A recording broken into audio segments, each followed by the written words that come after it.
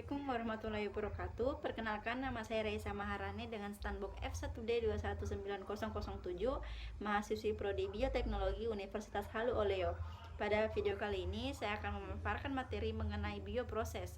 Video ini dibuat untuk memenuhi tugas mata kuliah mikrobiologi industri.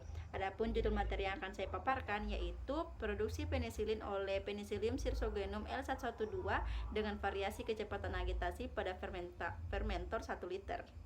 Baiklah, dapat terlihat di slide adalah jurnal yang saya jadikan acuan. Adapun tujuan penelitian ini dilakukan untuk mencari dan mengetahui variasi kecepatan agitasi untuk menghasilkan penisilin secara maksimum. Adapun submateri yang akan saya bawakan yaitu apa itu penisilin, mikroorganisme Penicillium Shirsogenum, metode penelitian, hasil dan pembahasan, dan terakhir adalah kesimpulan. Baiklah, poin pertama yaitu penisilin. Apa sih penisilin itu? Jadi antibiotika adalah substansi alamiah hasil metabolisme sekunder mikroorganisme yang mempunyai kemampuan untuk menghambat atau membunuh mikroorganisme lain.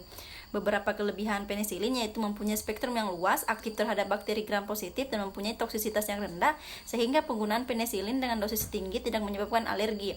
Keberadaan gen yang berperan pada proses biosintesis penisilin dipercaya sangat penting untuk organisme penghasil, sehingga dapat bersaing dengan organisme lainnya. Salah satu jamur yang dikenal luas dapat menghasilkan penisilin adalah Penicillium Shirsogenum. Poin kedua yaitu mikroorganisme Penicillium Shirsogenum. Bisa terlihat di slide yaitu gambar dari mikroorganisme Penicillium Shirsogenum. Jadi Penicillium Shirsogenum adalah spesies jamur yang paling sering digunakan dalam produksi penisilin. Spesies ini berada dalam genus Penicillin dari keluarga Aspergilliaceae dari Ascomycota. Mereka memiliki penampilan beludru hingga katun dan warna hijau kebiruan. Penggunaannya yang lebih disukai dalam industri farmasi adalah karena tingginya produksi antibiotik. Penicillium Shirsogenum adalah spesies saprofitik. Ia mampu menguraikan bahan organik untuk menghasilkan senyawa karbon sederhana yang digunakannya dalam makanannya. Baiklah, berikut adalah faktor-faktor yang mempengaruhi produksi penisilin. Produksi penisilin dipengaruhi oleh banyak faktor, diantaranya oksigen terlarut, karbon dioksida terlarut, glukosa, serta variasi fraksi volume, fase abiotik dan biotik. Agitasi yaitu proses pengadukan merupakan salah satu faktor yang cukup penting dalam memproduksi penisilin, karena setiap organisme termasuk Penicillium Shirsogenum L112 memerlukan kecepatan agitasi tertentu untuk dapat memproduksi penisilin secara maksimal. Pembentukan produk metabolisme mikroorganisme sering menyebabkan perubahan oksigen terlarut serta komposisi media fermentasi. Untuk mempertahankan pertumbuhan yang cepat, kecepatan agitasi harus diatur pada kondisi optimum mikroorganisme tersebut.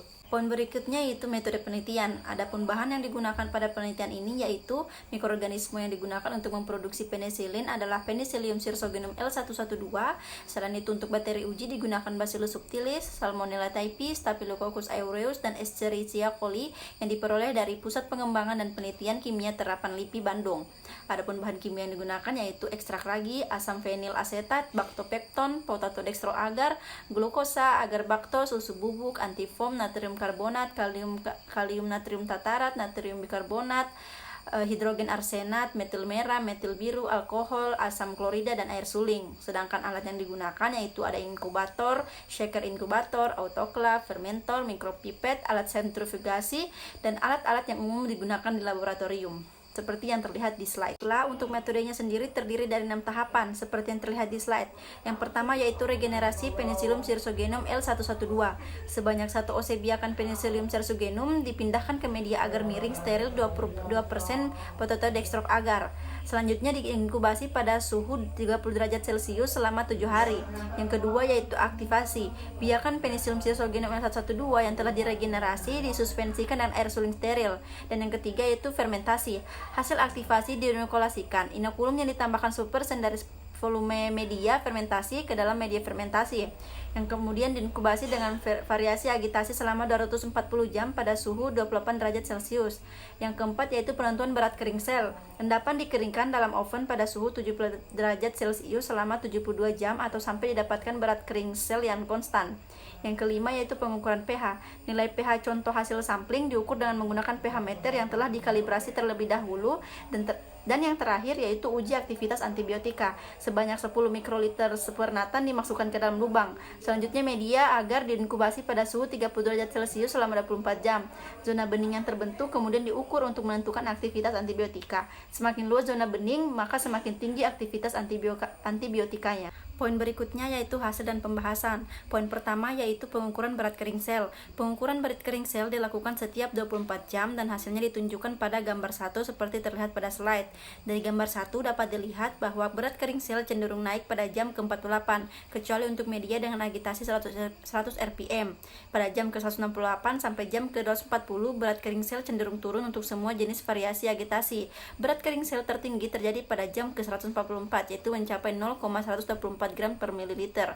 Berat sel yang meningkat karena sel mengalami pertumbuhan sehingga jumlah sel semakin banyak, akibatnya berat kering sel akan terus bertambah. Selanjutnya yaitu pengukuran pH media fermentasi. Nilai pengukuran pH selama proses fermentasi ditampilkan pada gambar 2 seperti terlihat pada slide. Dari gambar 2 dapat dilihat dari media dengan agitasi 200 dan 150 rpm pada jam ke-24 sampai jam ke-72 pH turun menjadi 5,31 dan 5,28, dan pada jam ke-96 sampai jam ke-168 pH naik menjadi 7,96 dan 8,16. Terakhir yaitu pengukuran uji aktivitas antibiotika. Hasil pengujian ditunjukkan pada gambar 3. Pada kecepatan agitasi 200 rpm, aktivitas antibiotika terhadap bakteri uji memberikan pola yang hampir sama, yaitu diameter hambatan cenderung naik pada jam ke-120 dan tetap tinggi sampai jam ke-19. Kecepatan agitasi 100 rpm memberikan aktivitas antibiotika yang mirip dengan kecepatan agitasi 150 rpm, yaitu aktivitas tertinggi untuk bakteri gram negatif pada jam ke-152 dan untuk gram positif pada jam ke-168. Pada kecepatan agitasi 100 rpm, aktivitas tertinggi terdeteksi untuk Staphylococcus typhi dengan diameter hambatan 19 mm pada jam ke-192.